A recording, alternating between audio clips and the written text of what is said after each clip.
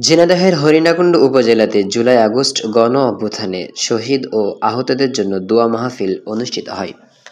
সোমবার বিকাল ৫ ঘটিকার সময় রঘুনাথপুর ইউনিয়নের নিচতলা গ্রামের নিচতলা জামে মসজিদে এই দোয়া অনুষ্ঠানটি অনুষ্ঠিত হয়। অনুষ্ঠানের শুরুতেই পবিত্র কোরআন থেকে তেলাওয়াত করেন মোহাম্মদ আজহারুল ইসলাম। বৈষম্য বিরোধী ছাত্র আন্দোলন হরিণাকুণ্ড উপজেলা শাখার সাবেক সদস্য সচিব মোহাম্মদ রুহুল আমিনের সভাপতিত্বে এবং ইসলামী বিশ্ববিদ্যালয়ের ছাত্র ও বৈষম্য বিরোধী ছাত্র আন্দোলনের সহযোদ্ধা মোহাম্মদ নূর আলমের পরিচালনায় অনুষ্ঠিত হয়।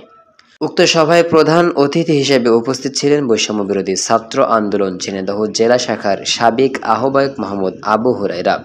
বিশেষ অতিথি হিসেবে উপস্থিত ছিলেন বৈষম্য বিরোধী ছাত্র আন্দোলন হরিণাকুণ্ড উপজেলা শাখার সাবেক আহ্বায়ক মোহাম্মদ রফিকুল ইসলাম।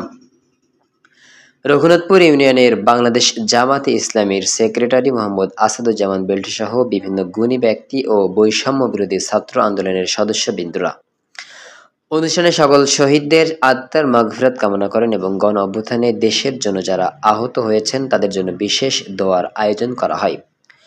দোয়া পরিচালনা করেন রঘুনাথপুর ইউনিয়ন বাংলাদেশ জামাতে ইসলামী আমির মোহাম্মদ সৈকত আলী।